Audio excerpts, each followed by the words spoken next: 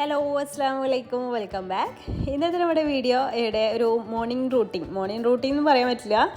രാവിലെ മുതൽ ഉച്ച വരെയുള്ള കുറച്ച് കാര്യങ്ങൾ കുക്കിംഗ് വ്ളോഗ് രീതിയിലാണ് ഞാനിവിടെ ഷൂട്ട് ചെയ്തിട്ടുള്ളത് കേട്ടോ.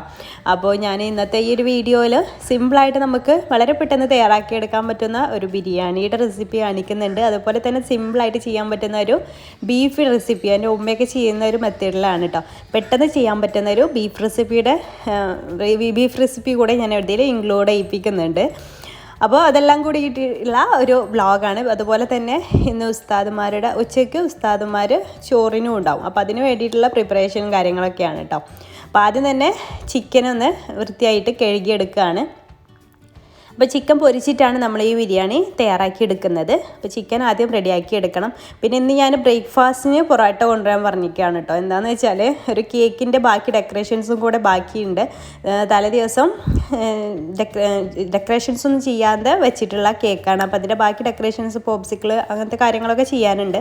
അപ്പോൾ അതുകൊണ്ട് തന്നെ ഇന്ന് പൊറോട്ട കൊണ്ടുവരാമെന്ന് വിചാരിച്ചു. തലേ ദിവസത്തെ മീൻകറി ഫ്രിഡ്ജിലിരിപ്പുണ്ട്, അതിലേക്ക് തേങ്ങ അരച്ചിട്ട് ഒഴിച്ചു കൊടുക്കണം. അപ്പോൾ അതിലേക്കുള്ള തേങ്ങ ഫ്രിഡ്ജിൽ ചിരവി വെച്ചതുണ്ടായിരുന്നു. അപ്പോൾ അത് മിക്സിയുടെ ജാറിലിട്ടിട്ടൊന്ന് അരച്ചെടുക്കുകയാണ്. അപ്പോൾ ആ ഒരു മീൻ കറിയിലേക്ക് വേണ്ടിയിട്ടുള്ളതാണ് കേട്ടോ. അപ്പോൾ സിമ്പിളായിട്ട് ബ്രേക്ക്ഫാസ്റ്റ് ഇല്ലാതിരുന്നാൽ തന്നെ നമുക്ക് ബാക്കി കാര്യങ്ങളൊക്കെ ഈസി ആയിട്ട് ചെയ്യാമല്ലോ. അപ്പോൾ അത് അരച്ചെടുത്തിട്ട് ആ ഒരു മീൻ കറി ഞാൻ അവിടെ ചൂടാകാൻ വേണ്ടിയിട്ട് വെച്ചിട്ടുണ്ടായിരുന്നു. അപ്പോൾ അതിലേക്ക് ഒഴിച്ചു കൊടുക്കുക. അതുപോലെ കുക്കറിൽ ഞാൻ മോൾക്കുള്ള കഞ്ഞിയാണ് കേട്ടോ, ചെറിയ അരിയുടെ കഞ്ഞിയാണ് അവൾക്ക് ഇഷ്ടം, അവൾ കുടിക്കാറ്. അപ്പോൾ അതൊന്ന് വെക്കുന്നുണ്ട് കുക്കറിൽ. പിന്നെ അരച്ചെടുത്തിട്ടുള്ള തേങ്ങയുടെ മിക്സ് മീൻ കറിയിലേക്ക് ഒഴിച്ചു കൊടുത്തിട്ടുണ്ട്. എന്നിട്ട് ജസ്റ്റ് അതൊന്ന് മിക്സ് ചെയ്ത് കൊടുക്കുക. മിക്സ് ചെയ്തതിന് ശേഷം അത് ജസ്റ്റ് ഒന്ന് തിള വരുന്ന സമയത്ത് നമുക്ക് ഓഫ് ചെയ്തിടാം. അപ്പോൾ നമുക്ക് ബ്രേക്ക്ഫാസ്റ്റിനുള്ള കാര്യം റെഡിയായി. അത് തന്നെ വലിയ ആശ്വാസം. പൊറോട്ടയൊക്കെ വരുമ്പോൾ കൊണ്ടുവരാമെന്ന് പറഞ്ഞതായിരുന്നു. അപ്പോൾ അതന്നെ വലിയൊരു ആശ്വാസമാണ്. അപ്പോൾ ഈ ഒരു മിക്സിയുടെ ജാറ് ഒന്നും കൂടെ ഒന്ന് വെള്ളം ഒഴിച്ച് ചുഴറ്റിയിട്ട് വീണ്ടും ഒഴിച്ചു കൊടുത്തിട്ടുണ്ട്.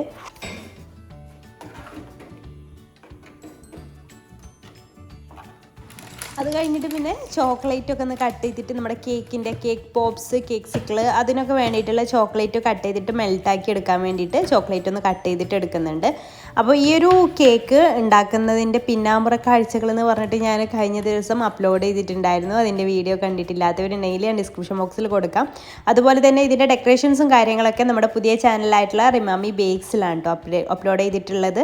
അപ്പോൾ റിമാമി ബേക്സ് ഇതുവരെ സബ്സ്ക്രൈബ് ചെയ്യാത്തവരുണ്ടെങ്കിൽ ഈ കേക്കിനുമായി ബന്ധപ്പെട്ട കാര്യങ്ങളൊക്കെ ഇഷ്ടമാകുന്നുണ്ടെങ്കിൽ ആ ചാനലൊന്ന് പോയി നോക്കിയിട്ട് സബ്സ്ക്രൈബ് ചെയ്യുക. അതിൻ്റെ ലിങ്ക് ഞാൻ ഡിസ്ക്രിപ്ഷൻ ബോക്സിൽ കൊടുക്കാം. അപ്പോൾ അതാ ഇത് കട്ട് ചെയ്തുകൊണ്ടിരിക്കുന്ന സമയത്ത് മോള് വന്നിട്ടുണ്ടായിരുന്നു. ആ കറക്റ്റ് സമയത്ത് എപ്പോഴും അവൾ വരും ഇതുപോലത്തെ എന്തെങ്കിലും കാര്യങ്ങൾ ചെയ്യുകയാണെന്നുണ്ടെങ്കിൽ.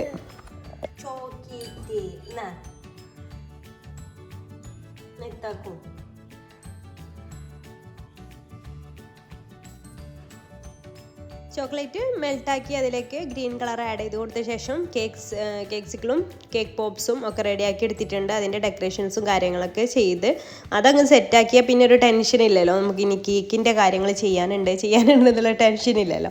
അപ്പോൾ അത് ആദ്യം തന്നെ ചെയ്ത് വെക്കുകയാണ്. പിന്നെ ഇത് 2 ടയർ കേക്കിന് വേണ്ടിയിട്ടുള്ളതായിരുന്നു. അപ്പോൾ 2 ടയർ കേക്ക് സെറ്റ് ചെയ്തിട്ടില്ല, അത് രണ്ടും ഐസിങ് ചെയ്ത് വെച്ചിട്ടുള്ളൂ. അത് സെറ്റ് ചെയ്യാനും കൂടെ ഉണ്ട്. ഇത് കഴിഞ്ഞിട്ട് അതും കൂടെ ചെയ്യാനുണ്ട്.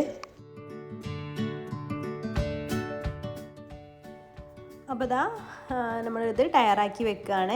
ഞാൻ ഇതിൻ്റെ ഡീറ്റെയിൽഡ് വീഡിയോ ആണ് കേട്ടോ നമ്മൾ റിമാമ്പി ബേക്സിൽ അപ്ലോഡ് ചെയ്തിട്ടുള്ളത്. അപ്പോൾ അത് തയ്യാറാക്കി വെച്ചു. ഇത് ഉച്ചക്കൊക്കെയാണ് കേട്ടോ ഇത് കൊണ്ടുപോകാൻ വരാമെന്ന് പറഞ്ഞിട്ടുണ്ടായിരുന്നത്. അപ്പോൾ അതുകൊണ്ട് ഇത് സെറ്റ് ചെയ്യെല്ലാം ഉച്ചയ്ക്ക് അപ്പോഴേക്ക് ഉസ്താദന്മാരും വരും, ഉച്ചയ്ക്ക് തന്നെ ഉസ്താദന്മാരും വരും. അപ്പോൾ അത് സെറ്റാക്കി ഫ്രിഡ്ജിൽ വെച്ച് പിന്നെ ബാക്കി ടെൻഷൻസ് ഇല്ലല്ലോ. അപ്പോൾ അത് വെച്ചു. പിന്നെ ഞാനിവിടെ ചിക്കൻ, നമ്മളെ ഈ ഒരു ബിരിയാണിക്ക് വേണ്ടിയിട്ടുള്ള ചിക്കൻ ഒന്ന് മസാല പുരട്ടി വെക്കുകയാണ്. നമ്മുടെ ഏത് രീതിയിലാണ് നമ്മൾ ചിക്കൻ പൊരിക്കാറ് ആ രീതിയിൽ മസാല പുരട്ടി വെച്ചാൽ മതി. അപ്പോൾ അത് മസാല പുരട്ടിയിട്ടൊന്ന് മാറ്റി വെക്കുക. പിന്നെ അത് കഴിഞ്ഞിട്ട് ബീഫ് കൂടെ അതിൻ്റെ കൂടെ വെക്കണം പറഞ്ഞിട്ടുണ്ടായിരുന്നു. അപ്പോൾ കുറച്ച് ബീഫ് വാങ്ങിക്കൊണ്ട് വന്നിട്ടുണ്ടായിരുന്നു. അത് കട്ട് ചെയ്തിട്ടുള്ള ബീഫാണ്. എന്നാലും അതിൽ ചില പീസസൊക്കെ ഭയങ്കര വലുപ്പം ഉണ്ടായപ്പോൾ ഞാൻ അത് ജസ്റ്റ് ഒന്നുകൂടെ ഒന്ന് കട്ട് ചെയ്തിട്ട് എടുക്കുന്നുണ്ട്. ചിലത് കാണാൻ നല്ല വലുപ്പമുണ്ട്.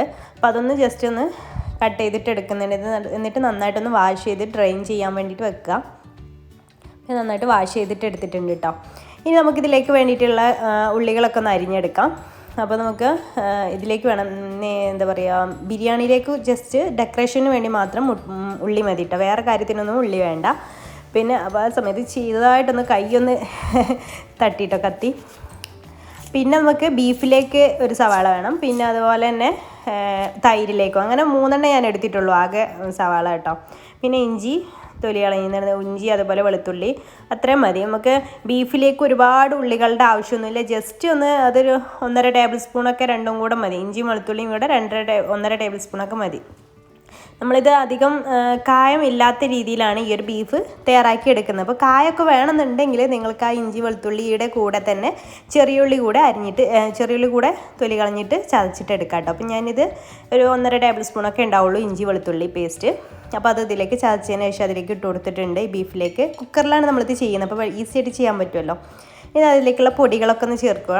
ഒരു 1/2 ടീസ്പൂണ് വലിയ ജീരകം പൊടിച്ചത് ചേർത്ത് കൊടുക്കുന്നുണ്ട്. പിന്നെ നമുക്കിതിലേക്ക് ആവശ്യമായിട്ട് വരുന്നത് ഉലുവ വേണം. അപ്പോൾ ഉലുവ ഒരു 1/2 ടീസ്പൂണ് ഉലുവ കൂടി ഇതിലേക്ക് ആഡ് ചെയ്ത് കൊടുക്കാം. ഇത് ഈസിയാണ് കേട്ടോ ചെയ്യാൻ വേണ്ടിയിട്ട്. ഇതുപോലെ നിങ്ങൾ ഒരിക്കൽ തയ്യാറാക്കി നോക്കുകൊണ്ടു. കായം ഇഷ്ടമില്ലാത്ത ടൈപ്പിലുള്ള ബീഫ് കായത്തിലല്ലാതെ ഉണ്ടാക്കാൻ താല്പര്യമുള്ളവർക്കൊക്കെ ഇത് ഇഷ്ടമാവും. പിന്നെ അതിലേക്ക് 1 ടീസ്പൂണ് മല്ലിപ്പൊടി, അതുപോലെ തന്നെ 1 ടീസ്പൂണ് മുളക് പൊടി കൂടെ ആഡ് ചെയ്ത് കൊടുക്കുക.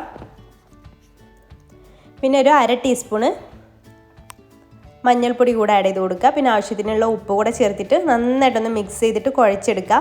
കയ്യിൽ കുറച്ചൊന്ന് വെള്ളം ഒന്ന് കുടഞ്ഞു കൊടുത്താൽ മതി, കൂടുതൽ വെള്ളമൊന്നും ആവശ്യമില്ല കേട്ടോ. നമ്മൾ വെള്ളം ചേർത്താൽ അതിൽ ബീഫ് വെന്ത് വരുന്ന സമയത്ത് അതിൽ ഒരുപാട് വെള്ളം ഉണ്ടാവും. നന്നായിട്ടൊന്ന് മിക്സ് ചെയ്തിട്ട് നമുക്കിത് വേവിക്കാനായിട്ട് വെക്കാം. ഇത്ര മതി, നന്നായിട്ടൊന്ന് മിക്സ് ചെയ്തെടുത്താൽ മാത്രം മതി.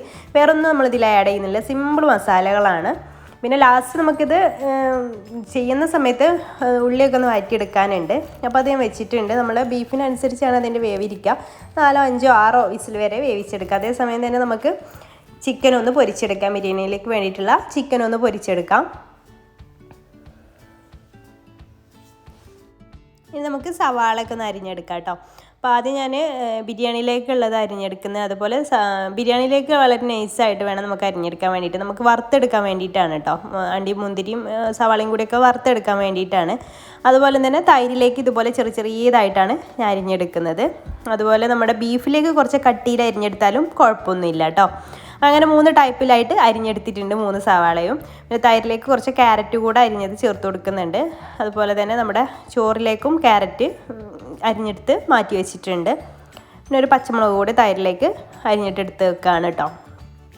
അപ്പോഴേക്കും നമ്മുടെ ചിക്കനൊക്കെ ഒന്ന് പൊരിച്ചെടുത്തിട്ടുണ്ട്. അപ്പോൾ എന്താണെന്ന് വെച്ചാൽ നമുക്ക് ഈ ഒരു ബിരിയാണിയിലുള്ള ഇതെന്ന് വെച്ചാൽ ചിക്കൻ പൊരിക്കുന്ന പണി മാത്രമേ ഉള്ളൂ. ചിക്കൻ പൊരിക്കണം നിർബന്ധമൊന്നും ഇല്ല കേട്ടോ, പക്ഷേ ചിക്കൻ പൊരിച്ചാൽ ഒന്നുകൂടി ടേസ്റ്റി ആയിരിക്കും. അങ്ങനെ ചിക്കൻ പൊരിക്കുന്ന ഒരു പണി മാത്രമേ ഉള്ളൂ ഈ ബിരിയാണിയുടെ പ്രത്യേകത എന്ന് പറയുന്നത്. അപ്പോൾ നിങ്ങൾക്ക് കുറേ പേർക്ക് അറിയാൻ പറ്റും. അപ്പോൾ നമ്മൾ മോണി ബിരിയാണി എന്ന് കേട്ടിട്ടുണ്ട് നിങ്ങൾ. അപ്പോൾ ആ മോണി മസാല വെച്ചിട്ടാണ് നമ്മൾ ഈ ബിരിയാണി തയ്യാറാക്കിയെടുക്കുന്നത്. മുന്നേ വീഡിയോ അപ്ലോഡ് ചെയ്തിട്ടുണ്ടായിരുന്നു, അപ്പോൾ അത് കണ്ടവർക്ക് അറിയാൻ പറ്റും, ഈസി ആയിട്ട് ചെയ്യാൻ പറ്റുന്നതാണ്.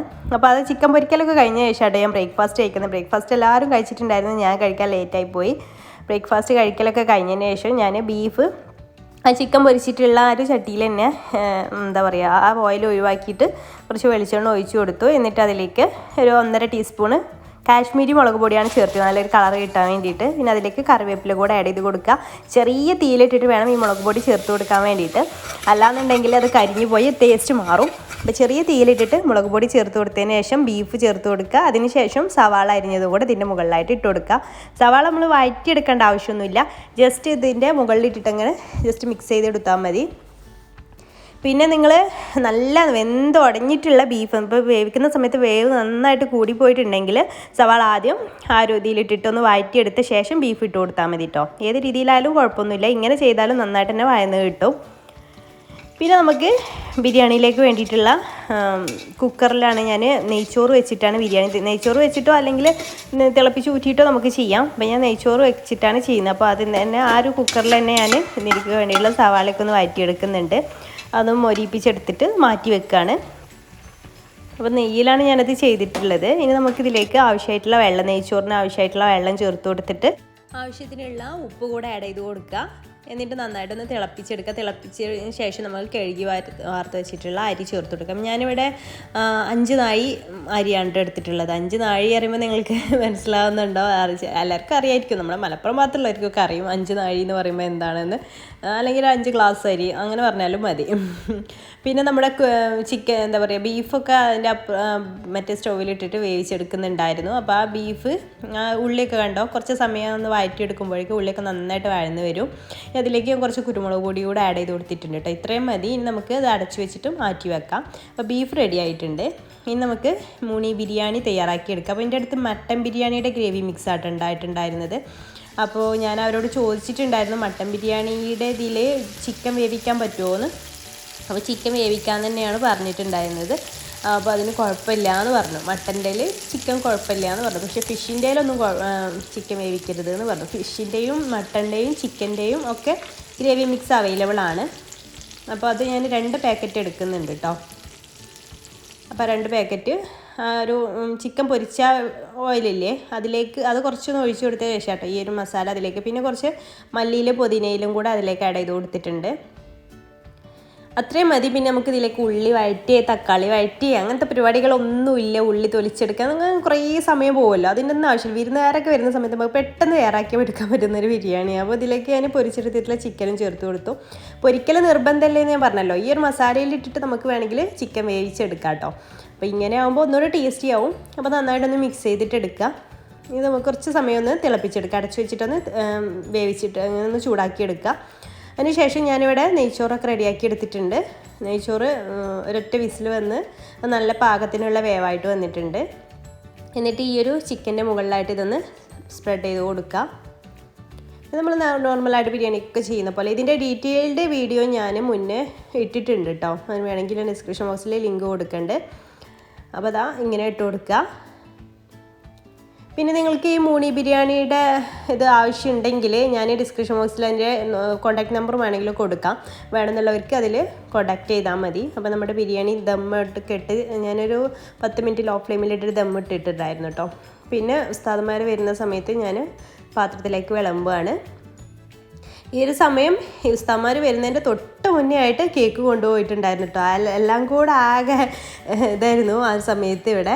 അപ്പോഴേക്കും ഞാൻ ബിരിയാണി ദമ്മിടാൻ പോകുന്ന ഒരു സമയത്ത് തന്നെ ക്ലീനിങ് എല്ലാം കഴിച്ചിട്ടുണ്ടായിരുന്നു. അടിച്ചുവാരലും തുടക്കലും ഒക്കെ കഴിഞ്ഞു. ഉസ്താദന്മാർ വരുന്ന സമയത്ത് വൃത്തികേടായിരിക്കാൻ പാടില്ലല്ലോ. അപ്പോൾ അതൊക്കെ ക്ലീൻ ചെയ്തിട്ടുണ്ടായിരുന്നു. എല്ലാം പെട്ടെന്നായിരുന്നു. വല്ലാതെ ഒരു ധൃതി പിടിച്ച ദിവസമായിരുന്നു കേട്ടോ. പിന്നെ നമ്മുടെ ഈ ഒരു ബീഫും അപ്പോഴേക്ക് ഞാനൊന്ന് ചൂടാക്കി എടുക്കുന്നുണ്ട്. ചൂടോടുകൂടെ കൊടുക്കാമെന്ന് വിചാരിച്ചിട്ട് അതും പ്ലേറ്റിലേക്ക് സെർവ് ചെയ്യാണ്. അപ്പോൾ ഇത്രയൊക്കെ ഉള്ളൂ നമ്മുടെ രാവിലെ മുതൽ ഉച്ച വരെയുള്ള ഒരു റൂട്ടീൻ എന്ന് പറയുന്നത്. അപ്പോൾ വീഡിയോ നിങ്ങൾക്ക് ഇഷ്ടമായി എന്ന് വിചാരിക്കുന്നു. ഇഷ്ടമായാൽ ലൈക്ക് ചെയ്യാൻ മറക്കരുത്. ഇഷ്ടമായിട്ടില്ലെങ്കിൽ ഡിസ്ലൈക്ക് ചെയ്തോളൂ, കുഴപ്പമൊന്നുമില്ല കേട്ടോ. പിന്നെ അതുപോലെ തന്നെ നമ്മുടെ ചാനൽ ഇതുവരെ സബ്സ്ക്രൈബ് ചെയ്യാത്തവരുണ്ടെങ്കിൽ വീഡിയോസൊക്കെ ഇഷ്ടമായിട്ടുണ്ടെങ്കിൽ പ്ലീസ് ഒന്ന് സബ്സ്ക്രൈബ് ചെയ്തിട്ട് സപ്പോർട്ട് ചെയ്തേക്കണേ. അപ്പോൾ ഇൻഷാല്ലാ പുതിയൊരു നല്ലൊരു വീഡിയോ ആയിട്ട് അടുത്ത ദിവസം കാണാം. താങ്ക്